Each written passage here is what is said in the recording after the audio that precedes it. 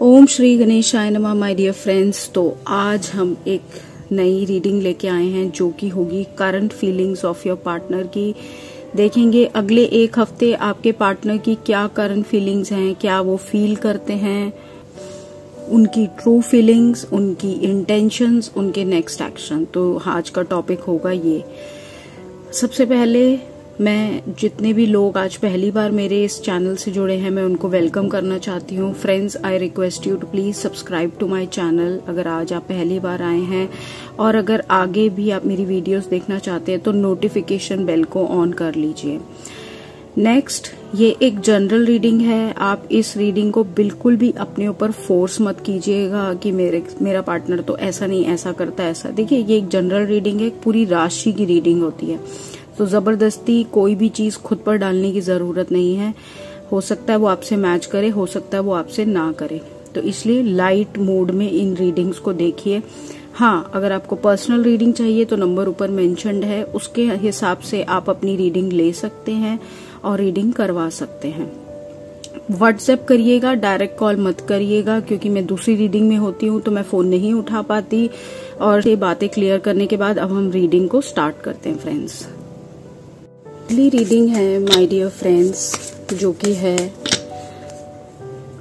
Pisces राशि आपकी, जिसमें हम देखेंगे कि आपके पार्टनर क्या फील करते हैं, क्या चल रहा है उनके माइंड में, क्या है उनकी सिचुएशन। ठीक है, so king of cups, 4 of cups, the moon, wheel of fortune and 5 of swords.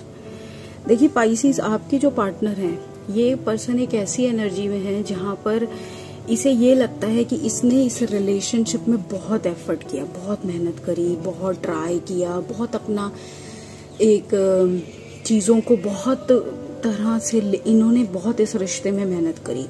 लेकिन जो इनके खुद की कुछ चीजें रही, 5 ऑफ सोर्ड्स, यानी कि इन्हें ऐसा लगता है कि इस रिलेशनशिप में जो बहुत ज्यादा ईगो क्लैशेस थी, वो प्रॉब्लम्स थी, जो चीजें थी, उस पूरी सिचुएशन ने आपका और इनका दोनों का वक्त बदल दिया। जबकि अब रियलिटी तो मुझे नहीं पता, ये इनकी फीलिंग्स हैं, इसमें इनकी कितनी गलती थी, आपकी कितनी गलती थी, ये तो मुझे भी नहीं पता। बट कार्ड्स में ये नजर आ रहा है कि इनको ऐसी फीलिंग आती है कि इस ईगो क्लैश की वजह से आप दोनों का रिश्ता खराब हो गया। जबकि ये तो बहुत ही लविंग थे, इन्होंने अपना बेस्ट किया, इन्होंने इस रिश्ते में बहुत किया और आपको लाइफ की हर वो चीज दी, और ये बहुत ज्यादा प्यार करते रहे। और इन पूरी सिचुएशन में जो इनसिक्योरिटी इनको फील हो रही है, इनको एक लेवल ऑफ दुख होता है, सैडनेस होती है, स्ट्रेस होता है। ठीक है, ये इनकी करंट फीलिंग्स दिख रही हैं मुझे आपके लिए। मैं देखना चाहती हूँ कि क्या इंटेंट क्या है इनका अब इस रिश्ते को लेकर, क्या इंटेंट है। The unknown card, 7 of swords and 10 of swords. मुझे इनका इंटेंट अच्छा नहीं दिख रहा पाइसीज। सबसे पहला इनका इंटेंट धोखा है, चीटिंग है, बैक स्टेबिंग है। आई एम सॉरी टू से, but all the Pisces be very careful while dealing with this person. ये इंसान बहुत ही ज्यादा आपके साथ एक तरह का धोखा करने का प्लान बना रहा है। इसका सिर्फ एक इंटेंट है कि ये बाय हुक और बाय क्रुक आपको किसी तरह से धोखा देगा, क्योंकि इसे ऐसा लगता है कि आपने इसकी कदर नहीं की, आपने इसकी वैल्यू नहीं की। जबकि गलती इसकी भी होगी, ऐसा कुछ नहीं है कि सिर्फ आप ही गलती पे थे और आप ही ने ही सब कुछ गलत किया। इनकी भी होगी, आपकी भी होगी, किसकी कितनी है ये हम नहीं डिस्कस कर रहे यहाँ पे। बट इस इंसान का इस रिश्ते के लिए जो इंटेंट है वो सही नहीं है। 7 ऑफ सोर्ड्स के साथ चीटिंग, धोखा, चालाकी, फरेब नजर आ रहा है। और चाहता क्या है, ये खत्म करना इस रिश्ते को, इसे इस रिश्ते को आगे नहीं बढ़ाना। ये हर हाल में इस रिश्ते को खत्म करना चाहता है किसी भी तरह से। तो अगर इसे खत्म करना है तो आपको इतना स्ट्रेस लेने की भी जरूरत नहीं है।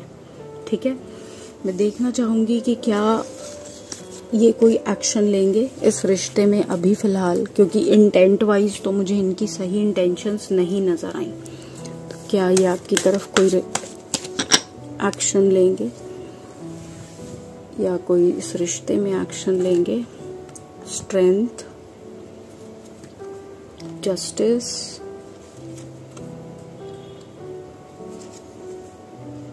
Seven of cups and nine of wands.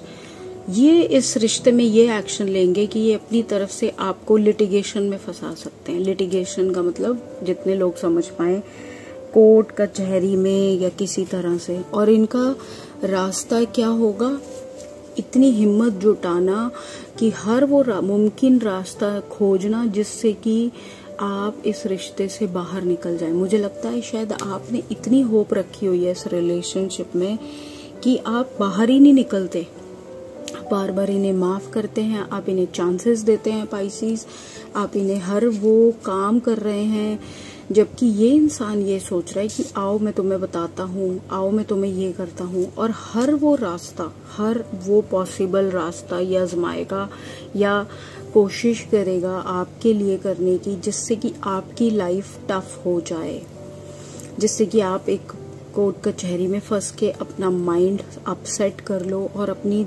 Mental strength खो दो। ये अपनी मेंटल स्ट्रेंथ तो बनाने में लगा हुआ है, लेकिन आपकी मेंटल स्ट्रेंथ को खराब करने में लगा हुआ है। ठीक है, सो आपको बहुत ध्यान रखना है, आपको गिव अप नहीं करना है। अगर आप किसी चीज पे अड़े हैं और वो वैलिड है और वो सही है तो आप उस बात पे अड़े रहें। और अगर आपको लगता है कि आपकी इस पर्सन के लिए जो अप्रोच रही है अब तक वो गलत है, तो उस पे भी एक चेक रखें। ठीक है, सो ये तो हो गई इनकी फीलिंग्स, इंटेंशंस एंड एक्शंस, जो कि मुझे बिल्कुल भी सही नहीं लगी। आइए देखते हैं कि क्या है आपके लिए divine guidance. So divine guidance for Pisces राशि क्या है। सबसे पहला थर्ड आई चक्रा। हर एक डिसीजन, हर एक चीज आपको अपनी तीसरी आंख यानी अपनी इंट्यूशन से देखकर सोचनी होगी, दिमाग लगाना होगा और डिसीजंस बहुत ही अच्छे से लेने होंगे। बेवकूफ़ी भरे डिसीजन नहीं लेने, बहुत ट्राई करना है चीज़ों में। सही करने का नहीं कह रही या गलत करने का नहीं कह रही, पर चीज़ों को एक ऐसे दृष्टिकोण से देखना जिसमें ये इंसान आपके लिए तरफ क्या कर रहा है अब समझने की कोशिश करना, जो कि शायद आप बहुत लेट हो गए हैं। द लॉ ऑफ कर्मा का कार्ड आया है। पाइसीज में भी आपने भी कुछ चीजें ऐसी की हैं शायद इस जन्म में, या आपका प्रारब्ध है पिछले जन्मों का, जिसकी वजह से आज आप बहुत स्ट्रेस में हैं, जिसकी वजह से आप बहुत ज्यादा प्रॉब्लम्स फेस कर रहे हैं। लेकिन ये लॉ ऑफ कर्मा का कार्ड आपके लिए इसलिए आया है शायद कि आप जो भी आज की डेट में सफर कर रहे हैं, मे भी आपके पिछले पास्ट कर्मास हैं। आप हिम्मत रखें, मैं तो यही कहूंगी कि इन कर्मास को पूरा होने दें। Listen to your inner voice, अपनी अंदर की दिल की आवाज सुने। वही तीसरी आंख का भी आ गया। सो यही है, अपनी थर्ड आई चक्रा को ओपन रखें और उस हिसाब से बिल्कुल समझदारी से भरे डिसीजंस ले अपनी लाइफ में। ठीक है, सो ये है माय डियर पाइसीज, आपके पार्टनर की तरफ क्या फीलिंग्स हैं, एक्शंस हैं और अगले एक हफ्ते की उनकी इंटेंशंस भी पता लग गई। सो बी वेरी केयरफुल। और पर्सनल रीडिंग करनी है तो कांटेक्ट कर सकते हैं। इसमें कमेंट ज़रूर करके बताना क्या ये रेजोनेट करी। चैनल को सब्सक्राइब करें, रीडिंग को लाइक करें friends. So bye for now.